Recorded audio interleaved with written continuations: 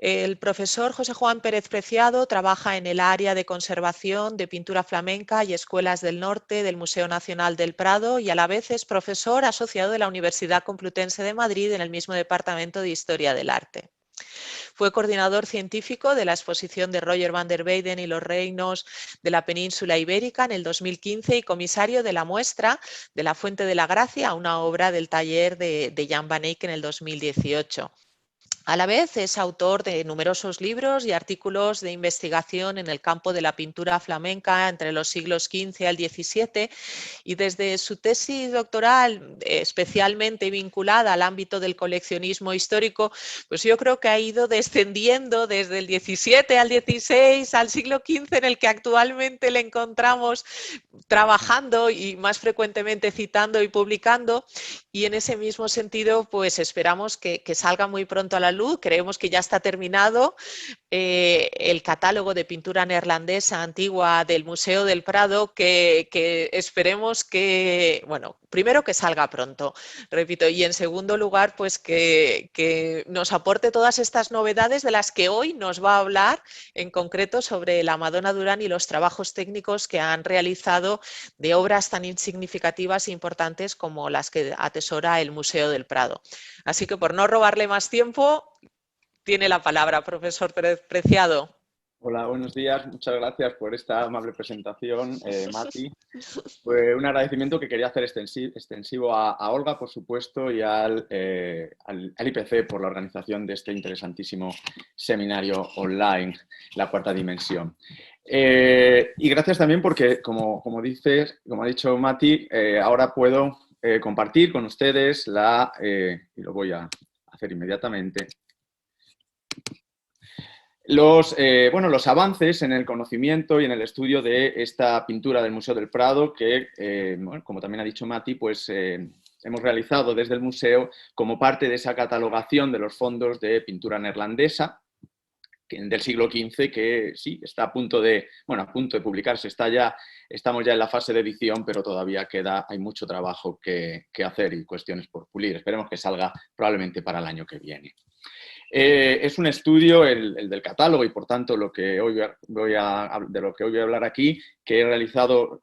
con la ayuda inestimable de los miembros del laboratorio y el análisis técnico del Museo del Prado, tanto María Dolores Gallo como Maite Jover como Laura Alba, y todos en común poniendo las ideas bajo el amparo y la ayuda inestimable y la asistencia científica del profesor Lon Campbell, ¿no? De alguna manera ese es el equipo que está trabajando en esta catalogación. Ya sin más voy a hablarles de esta absoluta obra paradigmática, entendemos los investigadores de la cultura visual de los Mendoza, la Madonna Durán, una pintura de la que, sin embargo, no tenemos una prueba fehaciente, documental, de que fuera propiedad de ninguno de los miembros de la familia Mendoza, no existe, pero hay numerosos indicios, como muy bien Olga ha resumido en su intervención, Olga Pérez ha resumido en su intervención, de que probablemente es una pintura que poseyó la familia Mendoza en el siglo XV, bueno, en virtud además de las numerosas copias vinculadas a ella, ¿no? Que además es el tema que hoy nos concierne aquí. Pero bueno, sin más dilación voy a hablar un poco del proceso de investigación de esta obra. Sobre todo voy a hablar de aspectos técnicos que nos pueden ayudar a entender cómo Roger van der Weyden creó este modelo paradigmático. Hay que decir, en primer lugar, que el soporte está realizado mediante dos tablas dispuestas en vertical y unidas a vista viva. Tiene 22 centímetros la de la izquierda, 29 la de la derecha, según miramos desde el anverso. La tabla o el soporte tiene un grosor actual de 7 centímetros en los bordes, porque el reverso está cepillado en una antigua intervención, probablemente para colocar el engatillado que presenta en el reverso la tabla actualmente. Es muy interesante llamar la atención sobre el hecho de que todo el perímetro de la obra ha sido rebajado, es decir, no existen actualmente esos típicos bordes sin pintar originales, propios de tablas que no han sido modificadas. De hecho, en los laterales, el final de la tabla, el final de soporte actual, coincide con la presencia de la rebaba típica que queda en los bordes, es decir, que se eliminó ese filo, mientras que en los la parte, en los laterales superior, perdón, en los extremos superior e inferior, no existe esa rebaba, lo cual nos hace entender que se rebajó el filo de la obra y que se perdió algo al menos de materia de superficie pictórica, no mucho, pero algo, en alguna intervención desconocida. Hay que decir también que la pintura en los bordes presenta una serie de agujeros, 4 en los laterales, aunque en uno de ellos solo se conserva uno precisamente por ese rebaje, y 2 agujeros en la parte superior que probablemente ayudarían a ensamblar la pintura en un marco original, o en algún tipo de superficie o de estructura, perdón, quiero decir, dado que el marco que tiene la obra actualmente pues es un marco moderno que nada que tiene que ver con su origen. Por último, hay que decir, por supuesto, que la pintura está hecha en Flandes, es roble del Báltico, y el anillo de crecimiento de la madera, de este roble más que se ha encontrado es de 1372, es un dato que apenas, bueno, que no nos ayuda, precisamente probablemente porque se ha recortado la obra en sus extremos. Hoy sabemos, y además se ha dicho ya, que la pintura debía hacerse en los años 30, 40 del siglo XV por Royer van der Weyden. Hay que decir también, y esto es interesante, que el estado de conservación de la obra en cuanto al soporte es excelente, no hay roturas, no hay grietas manifiestas. La superficie pictórica, tal cual vemos la obra actualmente, está en bastante buen estado. Hay pequeñas pérdidas y daños muy puntuales por toda la superficie, algunos burdamente restaurados o mal entonados actualmente, del cual, bueno, muy rápidamente pues menciono este daño que tiene el ojo del niño, probablemente además hecho por una quemadura de cigarro, según se encontró en la documentación del Museo del Prado, es un daño reciente. Hay otro daño restaurado en la cabeza de María, que afecta tanto al cabello como al velo, como al manto rojo. Aquí se ve perfectamente este tipo de restauraciones de partes rehechas respecto al original, con ese craquelado original. O también es notable una pérdida con presencia de estuco y retoques hacia la derecha del manto, justo en una zona de un pliegue muy, muy profundo en sombra. De hecho, todo el manto está salpicado de pequeños retoques que cubren lagunas, golpes o arañazos. En su situación actual, el barniz está muy pasmado en algunas partes, dando una tonalidad inadecuada en los blancos, especialmente, por supuesto, en el velo de María y en la camisola del niño, que tienen ese aspecto amarillento y habiendo perdido el fortísimo blanco brillante que debía tener la obra originalmente. De igual manera que se han perdido por barrido algunos detalles como los toques de luz y los brillos, especialmente en el manto. Se ve muy bien en las rodillas de María, que han perdido, como digo, por barrido este aspecto de pintura crepitante, ¿no? que se refleja en la ropa.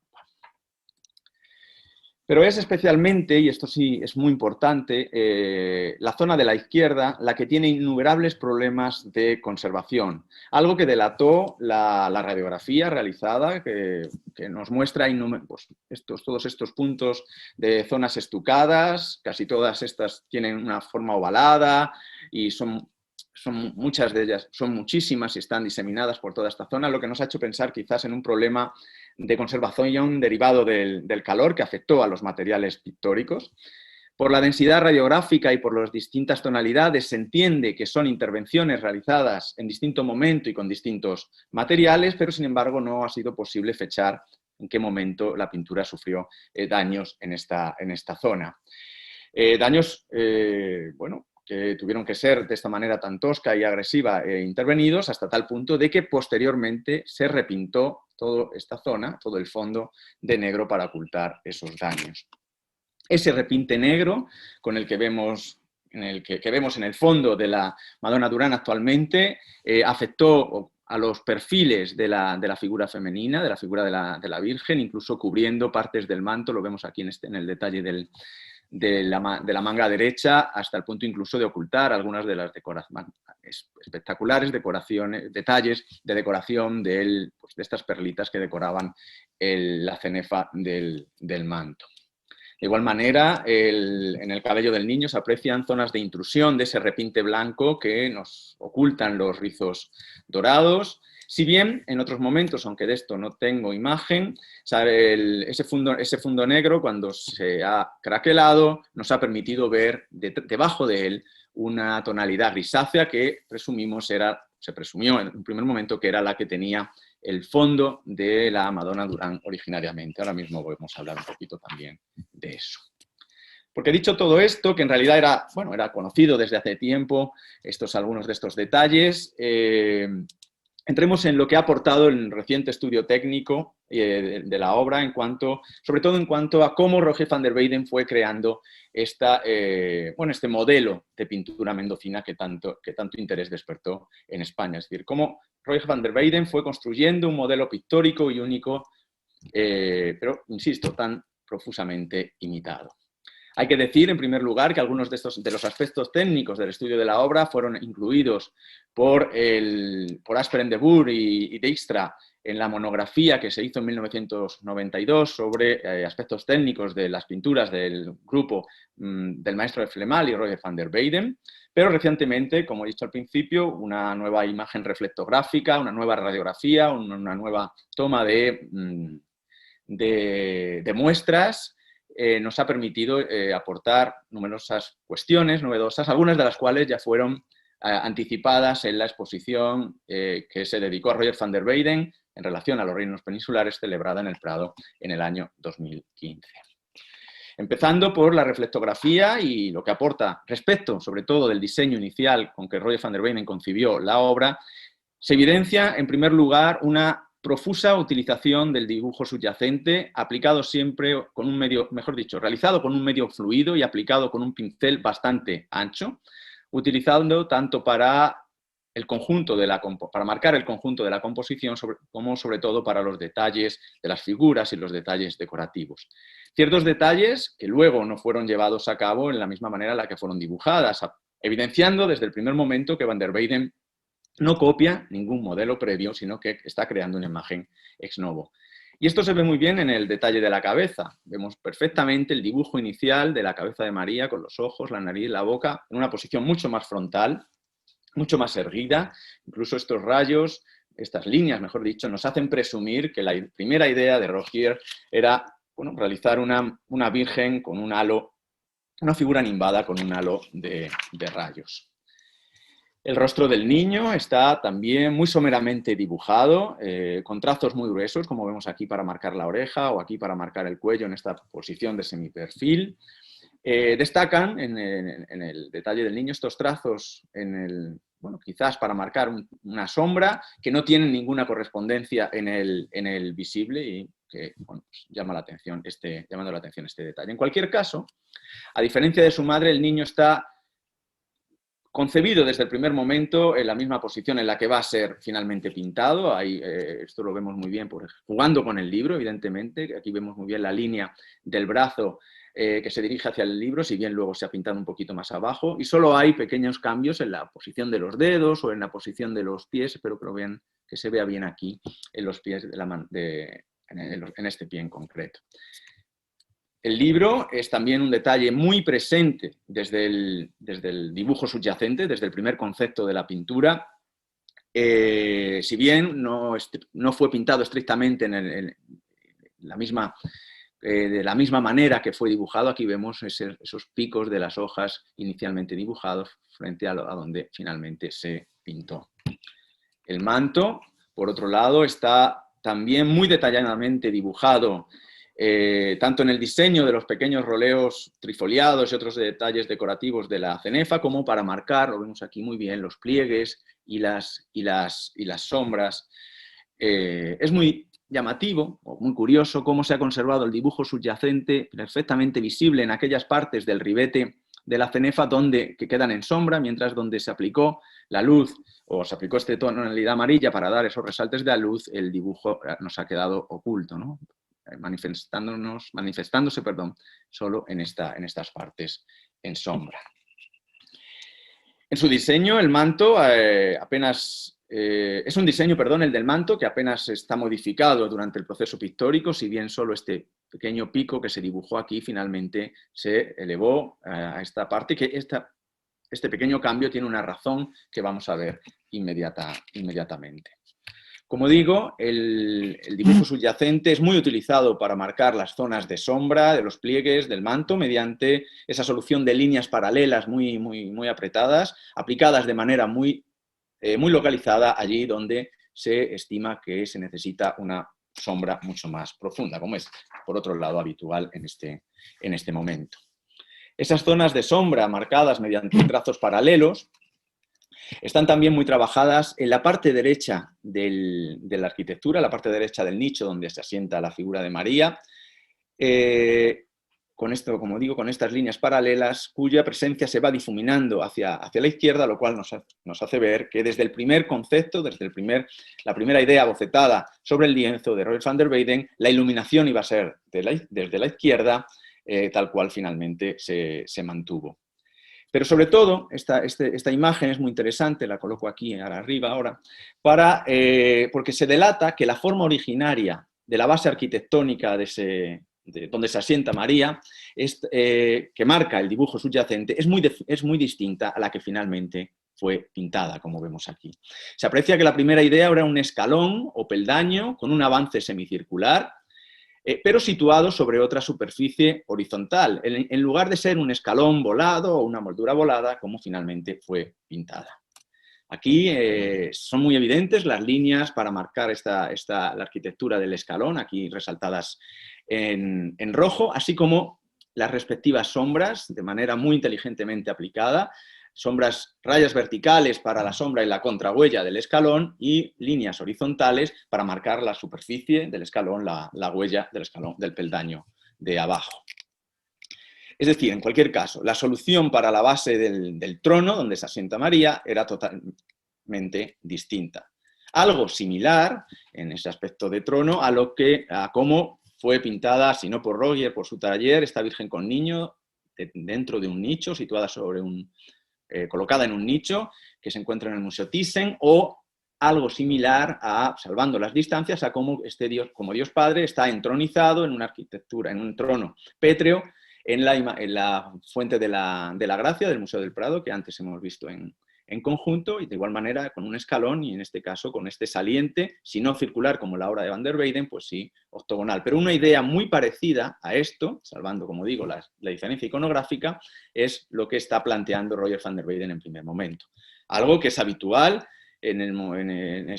la pintura flamenca de la época y que hemos visto. Hay muchos más ejemplos, incluso habituales, los copistas que siguieron la idea de la Madonna Durán, pero bueno, como ejemplo, pues esta Virgen del Canónigo Van der Pijl, de Jan van Eyck, está en Brujas, entronizada en este trono pétreo sobre esos escalones o esos pequeños peldaños. Por su parte, el diseño inicialmente dibujado de la parte superior de la obra es también muy distinto a como finalmente fue pintado. Se aprecian unas líneas aquí que parten de donde arranca también la tracería final, y estas líneas semicirculares que nos han hecho ver que en principio se concibió un pequeño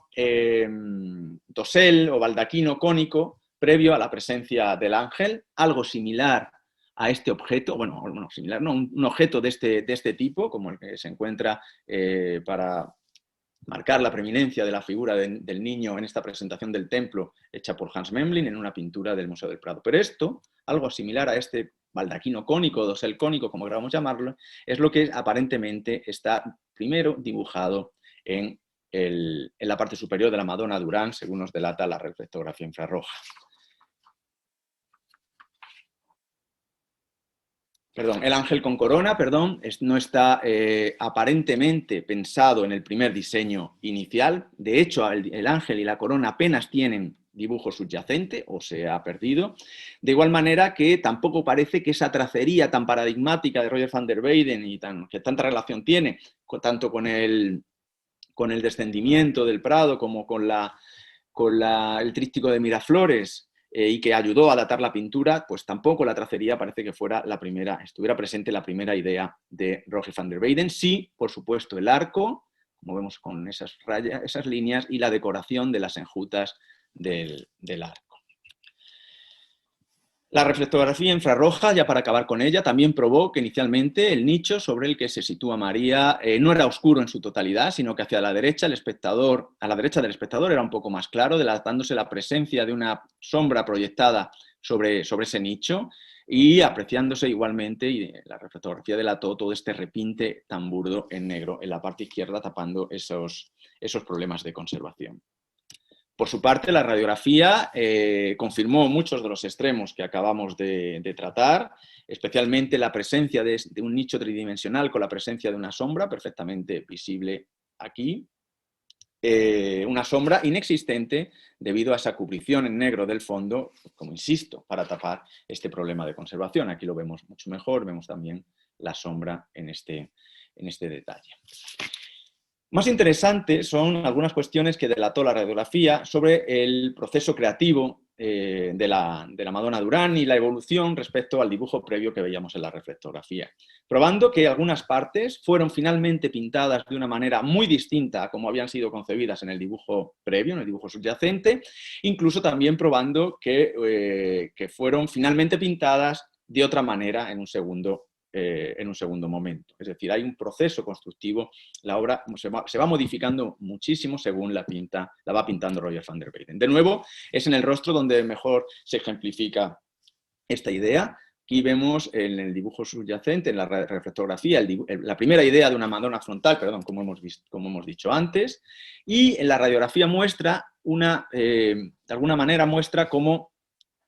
hay unos leves trazos y una zona de sombra aquí y aquí que no corresponden a la representación final y que presumiblemente puede tratarse de la manera en la que en primer momento se pintó el rostro, girando la cabeza desde esa posición frontal, pero no tanto como en la posición final, ¿no? Se intuye aquí quizás la nariz, un poco del ojo. El ojo de la representación final es este de aquí, este sería el de esa imagen que quedó luego oculta. Es decir, hay 3 pasos en el diseño o la captación de la cabeza. El dibujado, una primera posición pintada y luego la posición final. El baldaquino de base circular al que aludíamos antes y que en principio fue concebido para la parte superior, también parece que llegó a ser pintado inicialmente, lo vemos en la radiografía, vemos aquí la base, la boca, la base de la parte inferior y sobre todo el aspecto cónico de la parte superior.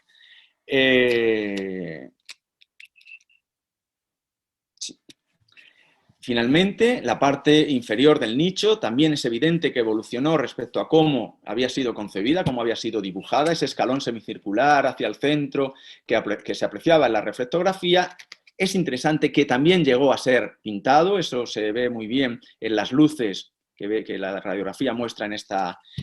zona, justo a nuestra izquierda, unas luces que finalmente fueron cubiertas para convertir ese escalón, con una superficie horizontal en esta parte, en una moldura, en un escalón volado, en una moldura volada con la inclusión de algunas sombras, como vemos bajo ella,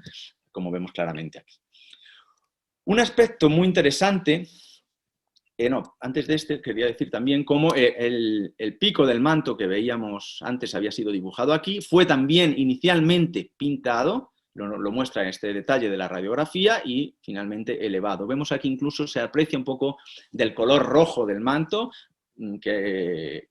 está filtrándose desde esas capas grises de la arquitectura.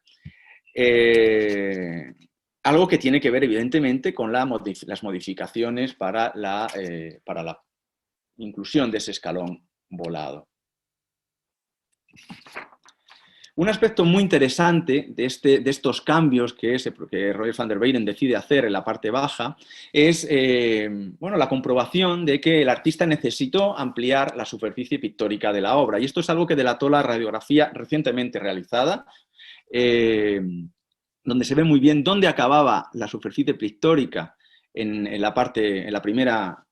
la primera concepción que llegó a ser pintada, con ese escalón que marcaban estas luces, pero la necesidad de incluir sombras debajo de la moldura de esas hojas de acanto para dar esa sensación tridimensional hizo que necesitara ampliar la superficie pictórica hasta el borde del soporte, como espero que se aprecie perfectamente en la radiografía. Sin embargo, bueno, sabemos que hoy nos ha llegado cortado por la parte baja, no sabemos cuántos milímetros serían, no creo que fueran centímetros de superficie original del soporte hemos perdido, pero en cualquier caso sí, lo que nos ha llegado nos permite ver perfectamente la tridimensionalidad que Roger está marcando en esta zona, ¿no? Esa ménsula o ese escalón, pero que se adelanta, que sale en escorzo fuera del primer plano y que es fundamental para entender el concepto visual con el que Van der Weyden concibió la Madonna Durán. Por su parte, la toma de muestras aportó relevantes informaciones sobre el proceso creativo, o mejor dicho, confirmó muchas de las cuestiones que he adelantado. Aquí, por ejemplo, la muestra tomada en la zona del ángel delató la presencia de capas amarillas bajo las tonalidades rosadas y azuladas del traje,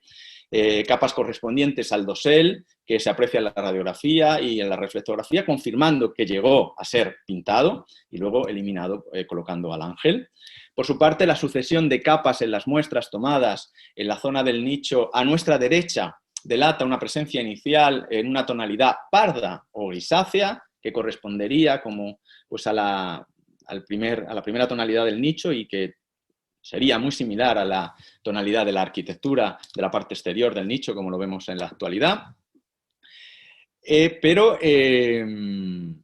Sobre esa primera capa grisácea apareció o se descubrió una capa de unas tonalidades azules que en este lado serían con un aspecto más morado, es decir, hay una segunda intervención, o ese nicho grisáceo se oscurece en tonalidades azules aquí y moradas aquí, evidentemente para seguir jugando con esa posición de esta zona mucho más en sombra y una zona más iluminada aquí. Pero siempre se entiende respetando el aspecto tridimensional, el fondo cóncavo del nicho. Algo que quedó completamente anulado cuando, por esos problemas de conservación, se repintó de negro el fondo. Por su parte, en ese momento, aparentemente, cuando se pintó el fondo de esas tonalidades azules, moradas, es cuando se decidió incluir el ángel y primero la tracería, que como digo no estaba en la primera idea pintada por Roger van der Weyden, sino en esta segunda. Primero se pinta la tracería y después se pinta el ángel, pues allí donde coinciden las líneas del ángel respetan las de la tracería. Eso es algo que se ha demostrado de una manera bastante evidente en el estudio. Disculpa, José Juan, tienes 5 minutos. Perfecto. Máximo. A la conclusión, perdón, que me lío. Quería decir que, insisto, esto también es muy importante, los daños y estucos con esta forma redondeada que veíamos aquí en la radiografía, según el análisis químico que hemos realizado aquí, están siempre debajo del repinte negro y sobre el repinte morado. Incluso a veces creo recordar, se encontraron capas de barniz intermedia, lo cual, y esto es muy importante, prueba que el negro con el que vemos la Madonna Durán, el fondo negro con el que vemos la Madonna Durán actualmente, nada tiene que ver con su aspecto original, con el aspecto original en el que fue creado, por Roger van der Weyden. Es un problema, un fondo negro derivado de la necesidad de ocultar la mala conservación de la obra en la actualidad. Y esto me lleva a las conclusiones. La primera de todas, la pintura, la Madonna Durán del Prado, es una creación original de Roger van der Weyden, no sigue un modelo previo, como hemos podido comprobar. Es una obra en la que el artista va pensando, va modificando y va evolucionando en su creación. Ni siquiera se puede hablar de un posible modelo flemalesco que pudiera estar copiando y que pudiera haber influido otras copias muy cercanas en el tiempo que existen en la zona del Rin o en algunas otras, o en los propios Países Bajos. Y lo que es más importante, de cómo fue variando Roger van der Weyden la idea para su pintura. De un modelo de virgen entronizada bajo un baldaquino cónico, al uso de otras representaciones muy tradicionales, fue evolucionando hacia la representación de la coronación de María, que se aparece la coronación de la María, perdón, por ese ángel que aparece saliendo del fondo del nicho de esa tracería, y sobre todo con la inclusión de esa moldura o escalón volado que por supuesto haría un juego perfecto entre el aspecto cóncavo, o mejor dicho convexo, esa proyección del escalón con el aspecto cóncavo del fondo del nicho, que sería evidentemente visible, no como lo vemos en la actualidad. Y en ese círculo que está creando Baden-Weyden es donde se sitúa la figura de María y el niño, más allá de otras cuestiones en las que no podemos entrar sobre si es una escultura, si es una imagen real de María, el niño, etcétera, etcétera. Otra conclusión interesante, la multitud de copias, como hemos visto como hemos visto en la conferencia del profesor Martens, algunas de ellas muy tempranas realizadas en España, delatan siempre el uso de modelos o dibujos, pero siempre a partir del cuadro definitivo. Ninguna de esas copias incorpora cuestiones que estén presentes en el dibujo subyacente, en la primera idea con la que Roger van der Weyden pensó su obra. Por otro lado, la mayoría de las copias obvian o ignoran ese juego de perspectiva tan inteligente creado por van der Weyden a partir de esa moldura volada con la que pintó, con la que modificó la parte baja de la obra. Evidentemente, salvo las dos que tenemos en la imagen, que son las más cercanas precisamente al original, la que se encuentra en Princeton y la que se encuentra en una colección privada. De estas, la primera